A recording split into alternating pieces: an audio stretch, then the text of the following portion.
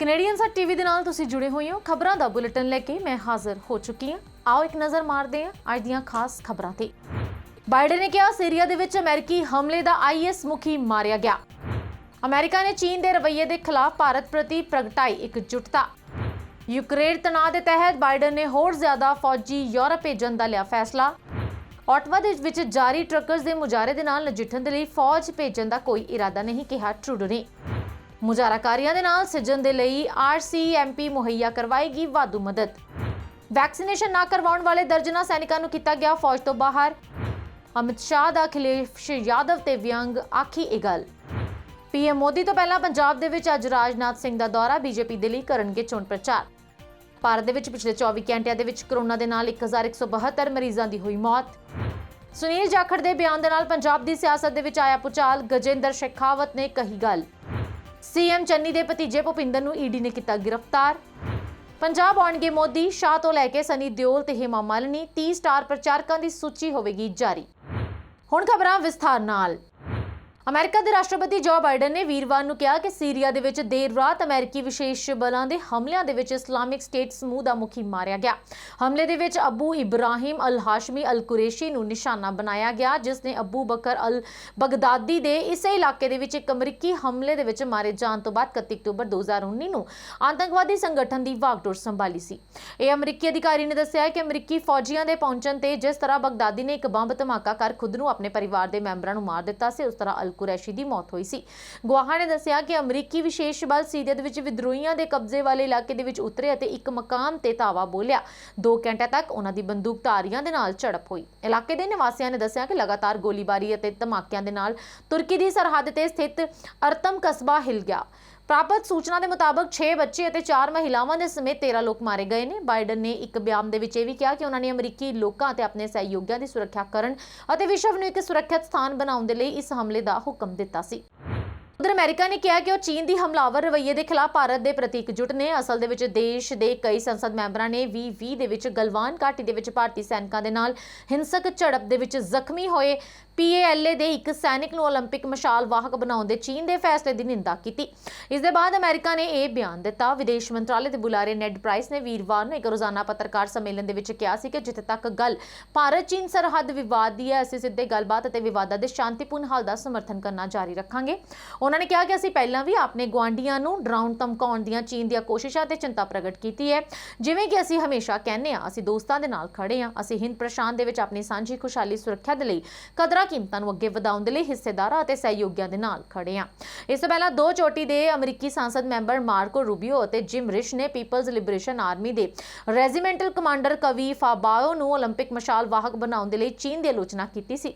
ਅਮਰੀਕੀ ਪ੍ਰਤੀਨਿਧਾਂ ਸਭਾ ਦੀ ਪ੍ਰਧਾਨ NC Pelosi ਨੇ ਵੀ ਦੋਸ਼ ਲਗਾਇਆ ਕਿ ਚੀਨ ਦੀ ਸਰਕਾਰ ਅਤੇ ਚੀਨੀ ਕਮਿਊਨਿਸਟ ਪਾਰਟੀ ਦੁਆਰਾ ਓਲੰਪਿਕ ਦਾ ਇਸਤੇਮਾਲ ਕੀਤਾ ਜਾ ਰਿਹਾ ਹੈ ਅਤੇ ਚੀਨ ਦੇ ਵਿੱਚ ਮਨੁੱਖੀ ਅਧਿਕਾਰਾਂ ਦੀ ਘਾਟ ਤੋਂ ਦੁਨੀਆ ਦਾ ਧਿਆਨ ਹਟਾਉਣ ਦੀ ਕੋਸ਼ਿਸ਼ ਕੀਤੀ ਜਾ ਰਹੀ ਹੈ।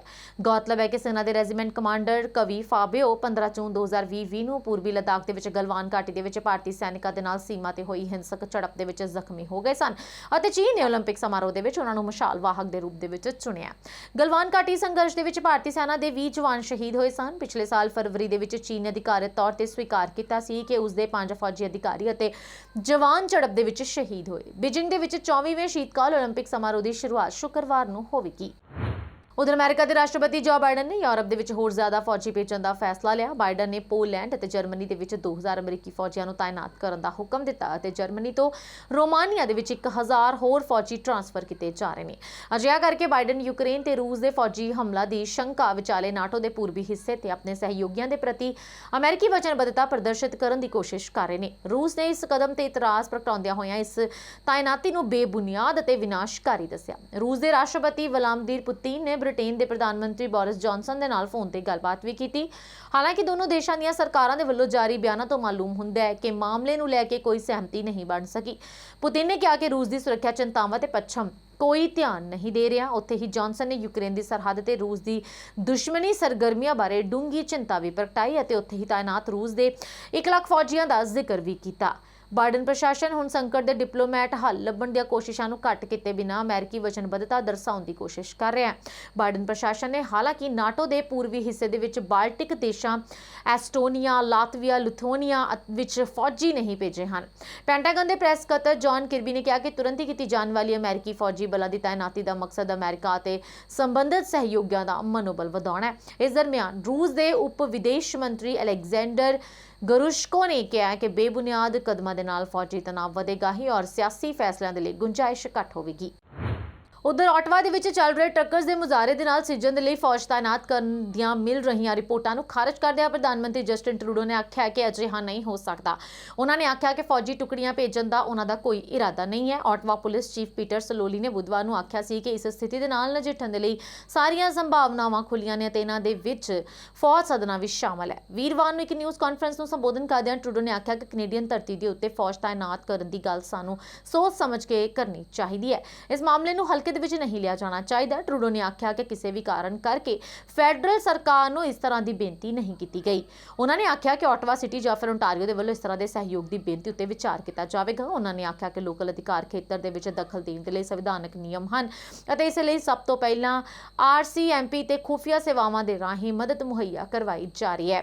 ਉਹਨਾਂ ਨੇ ਆਖਿਆ ਕਿ ਫੈਡਰਲ ਸਰਕਾਰ ਆਟਵਾ ਵਾਸੀਆਂ ਦੇ ਨਾਲ ਹੈ। ਇਹ ਪੁੱਛੇ ਜਾਣ ਉੱਤੇ ਕਿ ਕੀ ਉਹਨਾਂ ਦੀ ਸਰਕਾਰ ਮੁਜ਼ਾਹਰਾਕਾਰੀਆਂ ਦੇ ਨਾਲ ਬੈਠ ਕੇ ਗੱਲਬਾਤ ਕਰਨ ਦੇ ਬਾਰੇ ਵਿਚਾਰ ਕਰ ਰਹੀ ਹੈ ਤਾਂ ਟਰੂਡੋ ਨੇ ਆਖਿਆ ਕਿ ਲਿਬਰਲਾਂ ਨੂੰ ਮਹਾਮਾਰੀ ਦੇ ਦੌਰਾਨ ਲੋਕਾਂ ਦੀ ਹਿਫਾਜ਼ਤ ਕਰਨ ਤੇ ਸਾਇੰਸ ਦੇ ਪ੍ਰਤੀ ਵਚਨਬੱਧਤਾ ਦੇ ਆਧਾਰ ਦੇ ਉੱਤੇ ਚੁਣਿਆ ਗਿਆ ਤੇ ਅਜਿਹੇ ਲੋਕ ਜਿਹੜੇ ਇਸ ਦੇ ਨਾਲ ਸਹਿਮਤ ਨਹੀਂ ਹਨ ਅਤੇ ਕਿਸੇ ਹੋਰ ਰਾਹ ਉੱਤੇ ਤੁਰਨਾ ਚਾਹੁੰਦੇ ਨੇ ਉਹਨਾਂ ਨਾਲ ਗੱਲ ਕਰਨ ਦੀ ਕੋਈ ਤੁਕ ਨਹੀਂ ਬਣਦੀ। ਇੱਥੇ ਦੱਸਣਾ ਵੀ ਬਣਦਾ ਕਿ ਆਟਵਾ ਦੇ ਵਿੱਚ ਡਾਊਨਟਾਊਨ ਸਟਰੀਟਸ ਉੱਤੇ ਅਜੇ ਵੀ ਟਰੱਕ ਖੜੇ ਨੇ ਅਤੇ ਪਾਰਲੀਮੈਂਟ ਹਿੱਲ ਦੇ ਨੇੜੇ ਗੱਡੀਆਂ ਦੇ ਹਾਰਨ ਆਮ ਸੁਣੇ ਜਾ ਸਕਦੇ ਨੇ। ਉਧਰ ਟਰੱਕਰਸ ਦੇ ਕਾਫਲੇ ਦੇ ਨਾਲ ਜੁੜੇ ਮੁਜ਼ਾਹਰਾਕਾਰੀਆਂ ਦੇ ਨਾਲ ਸਿੱਝਣ ਦੇ ਲਈ ਆਟਵਾ ਸਿਟੀ ਨੂੰ ਵਾਧੂ RCMP ਅਧਿਕਾਰੀ ਮੁਹੱਈਆ ਕਰਵਾਏ ਜਾਣਗੇ। ਪਬਲਿਕ ਸੇਫਟੀ ਮੰਤਰੀ ਮਾਰਕੋ ਮੈਡੋਸਿਨੋ ਨੇ ਆਖਿਆ ਕਿ ਇਸ ਸਬੰਧ ਦੇ ਵਿੱਚ ਵੀਰਵਾਰ ਰਾਤ ਨੂੰ ਆਟਵਾ ਦੇ ਮੇਅਰ ਜਿਮ ਵਾਟਸਨ ਦੇ ਨਾਲ ਗੱਲਬਾਤ ਦੀ ਕਾਫੀ ਉਸਾਰੂ ਗੱਲਬਾਤ ਹੋਈ। ਮੇਅਰ ਦੇ ਵੱਲੋਂ ਮੈਡਿਸਨੋ ਦੇ ਟਰੱਕਰਸ ਦੇ ਨਾਲ ਸਿੱਝਣ ਦੇ ਲਈ ਵਾਧੂ ਸਰੋਤ ਮੰਗੇ ਗਏ। ਮੈਡਿਸਨੋ ਨੇ ਇੱਕ ਬਿਆਨ ਜਾਰੀ ਕਰਦਿਆਂ ਹੋਇਆ ਆਖਿਆ ਕਿ ਇਸ ਟਰੱਕਰਸ ਦੇ ਕਾਫਲੇ ਦੇ ਕਾਰਨ ਲੋਕਲ ਰੈਜ਼ੀਡੈਂਟਸ ਨੂੰ ਕਾਫੀ ਪਰੇਸ਼ਾਨੀ ਦਾ ਸਾਹਮਣਾ ਕਰਨਾ ਪੈ ਰਿਹਾ ਹੈ।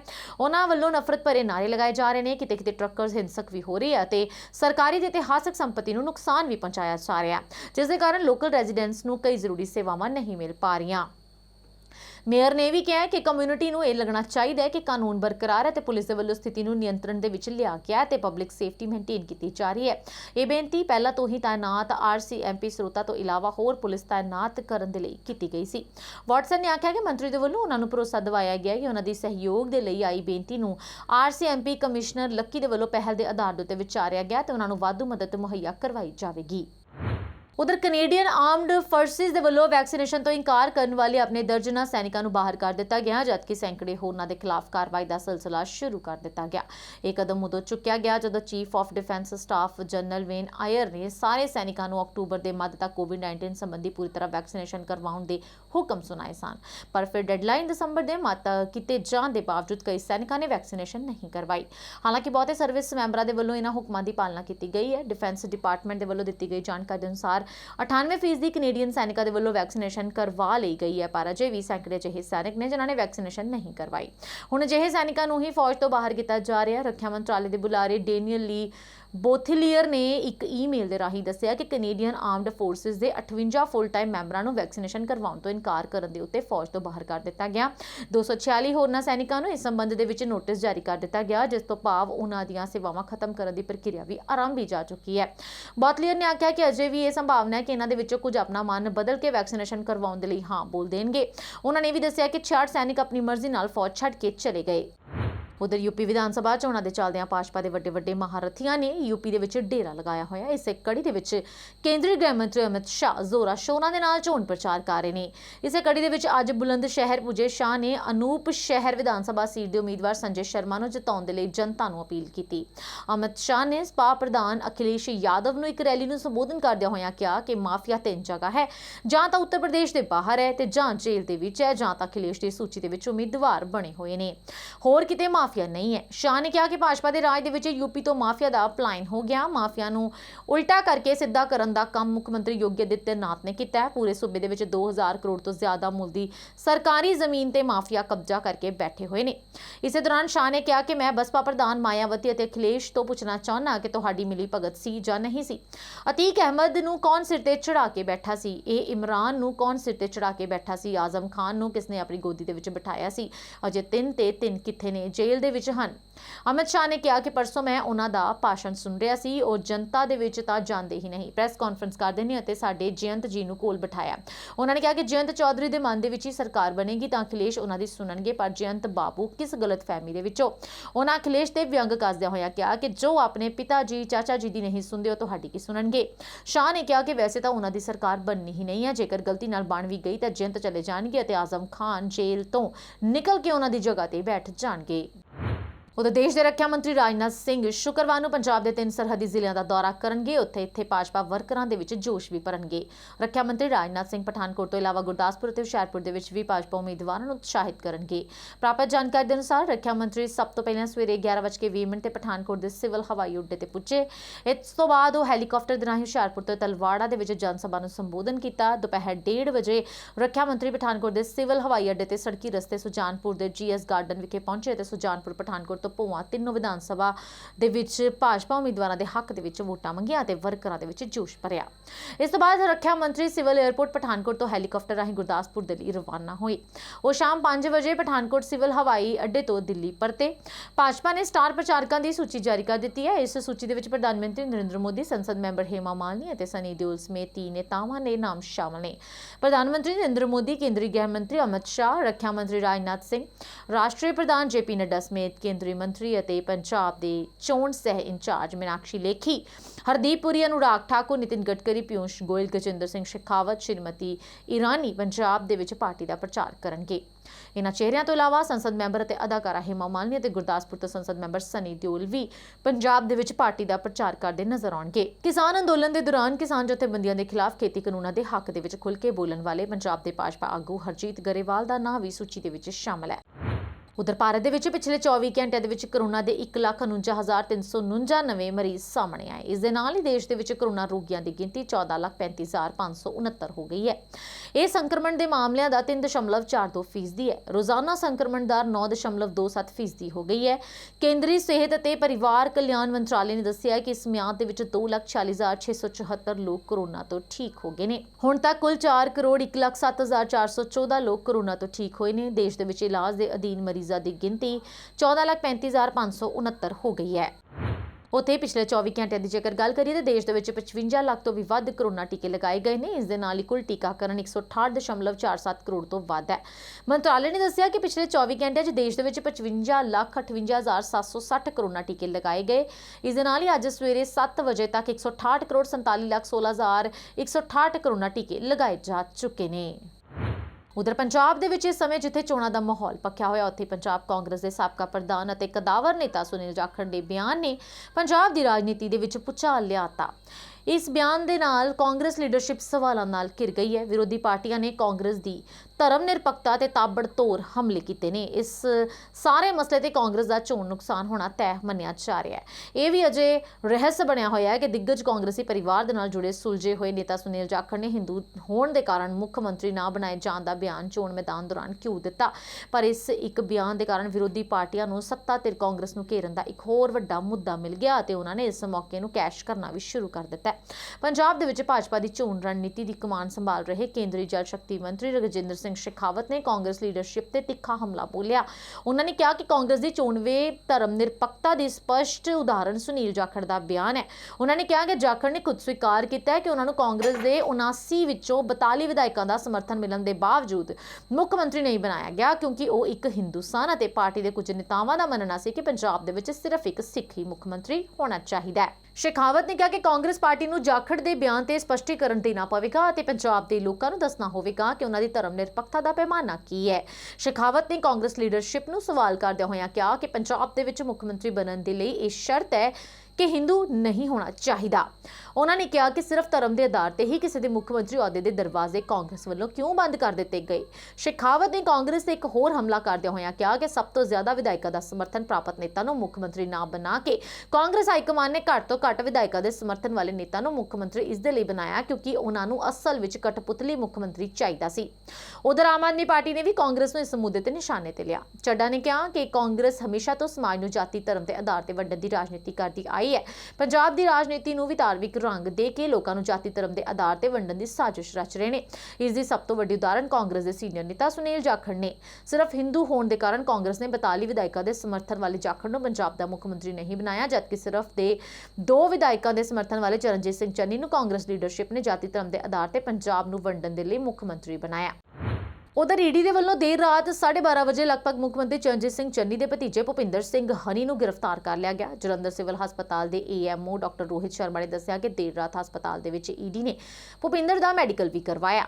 ਬੀਤੇ ਦਿਨੀ ਨਾਜਾਇਜ਼ ਮਾਈਨਿੰਗ ਦੇ ਦੋਸ਼ ਦੇ ਵਿੱਚ ਲੁਧਿਆਣਾ, ਮੋਹਾਲੀ ਤੇ ਹਰਿਆਣਾ ਦੇ ਪੰਚਕੂਲਾ ਦੇ ਵਿੱਚ ਸਥਿਤ ਕੰਪਲੈਕਸਾਂ ਦੇ ਵਿੱਚ ਰੇਡ ਕੀਤੀ ਗਈ। ਇਸ ਦੌਰਾਨ ਭੁਪਿੰਦਰ ਹਨੀ ਦੇ ਘਰੋਂ 10 ਕਰੋੜ ਰੁਪਏ ਦੀ ਨਕਦੀ ਵੀ ਬਰਾਮਦ ਕੀਤੀ ਗਈ ਹੈ। ਹਾਲਾਂਕਿ ਇਸ ਸੰਬੰਧੀ ਈਡੀ ਦੇ ਕਿਸੇ ਵੀ ਅਧਿਕਾਰੀ ਦੀ ਪੁਸ਼ਟੀ ਨਹੀਂ ਕੀਤੀ ਗਈ।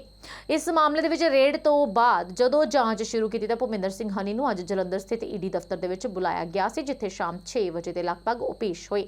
ਵਿਭਾਗੀ ਸੂਤਰਾਂ ਦੀ ਮੰਨੀਏ ਤਾਂ ਈਡੀ ਨੇ ਉਹਨਾਂ ਦੇ ਕੋਲੋਂ 5-6 ਘੰਟੇ ਦੀ ਲੰਮੀ ਪੁੱਛਗਿੱਛ ਤੋਂ ਬਾਅਦ ਰਾਤ 12:30 ਵਜੇ ਦੇ ਲਗਭਗ ਉਹਨਾਂ ਨੂੰ ਗ੍ਰਿਫਤਾਰ ਕਰ ਲਿਆ। ਦੱਸਿਆ ਜਾ ਰਿਹਾ ਹੈ ਕਿ ਈਡੀ ਦੇ ਦਫ਼ਤਰ ਦੇ ਅੰਦਰ ਬਣੀ ਬੈਰਕ ਦੇ ਵਿੱਚ ਉਸ ਨੂੰ ਰੱਖਿਆ ਗਿਆ ਸੀ। ਜ਼ਿਕਰਯੋਗ ਹੈ ਕਿ 19 ਜਨਵਰੀ ਨੂੰ ਈਡੀ ਦੇ ਵੱਲੋਂ ਮੁੱਖ ਮੰਤਰੀ ਚਰਨਜੀਤ ਸਿੰਘ ਚੰਨੀ ਦੇ ਭਤੀਜੇ ਭੁਪਿੰਦਰ ਹਨੀ ਦੇ ਘਰ ਸਮੇਤ ਕਈ ਥਾਵਾਂ ਤੇ ਰੇਡ ਕੀਤੀ ਗਈ। ਲੁਧਿਆਣਾ, ਮੋਹਾਲੀ, ਰੂਪਨਗਰ, ਫਤਿਹਗੜ੍ਹ ਸਾਹਿਬ ਤੇ ਪਠਾਨਕੋਟ ਦੇ ਵਿੱਚ ਸਰਚ ਕੀਤੀ ਗਈ ਸੀ। ਰੇਡ ਦੇ ਦੌਰਾਨ 12 ਲੱਖ ਰੁਪਏ ਦੀ ਮਹਿੰਗੀ ਕੜੀ, 21 ਲੱਖ ਰੁਪਏ ਦੀ ਕੀਮਤ ਦੇ ਗਹਿਣੇ ਤੇ ਹੋਰ ਵੀ ਸਮਾਨ ਬਰਾਮਦ ਕੀਤਾ ਗਿਆ। ਇਸ ਮਾਮਲੇ ਦੇ ਵਿੱਚ ਭੁਪਿੰਦਰ ਹਨੀ ਦੇ partner Kudratdeep Singh, shareholder Kanwar Mahip Singh ਤੇ ਮਨਪ੍ਰੀਤ ਸਿੰਘ, ਸੁਨੀਲ ਕੁਮਾਰ ਜੋਸ਼ੀ, ਜਗਬੀਰ ਇੰਦਰ ਸਿੰਘ ਸਮੇਤ ਰਣਦੀਪ ਸਿੰਘ ਓਵਰਸੀਜ਼ ਕੰਪਨੀ ਦੇ ਮਾਲਕ ਦੇ ਘਰ ਵੀ ਸਰਚ ਕੀਤੀ ਗਈ। ਇਹਨਾਂ ਦੇ ਵਿੱਚੋਂ ਕਈ ਲੋਕਾਂ ਦੇ ਕੋਲੋਂ ਫਿਲਹਾਲ ਈਡੀ ਨੇ ਅਜੇ ਪੁੱਛਗਿੱਛ ਕਰਨੀ ਹੈ। ਇਸ ਦੇ ਨਾਲ ਹੀ ਖਬਰਾਂ ਦੇ ਇਸ ਬੁਲੇਟਿਨ ਦੇ ਵਿੱਚ ਅੱਜ ਫਿਲਹਾਲ ਇੰਨਾ ਹੀ। ਆਪਣੀ ਦੋਸਤ ਸ਼ੀਤਲ ਨੂੰ ਦਿਓ ਇਜਾਜ਼ਤ ਤੇ ਤੁਸੀਂ ਜੁੜੇ ਰਹੋ ਕੈਨੇਡੀਅਨ ਸਾਥ ਦੇ ਨਾਲ।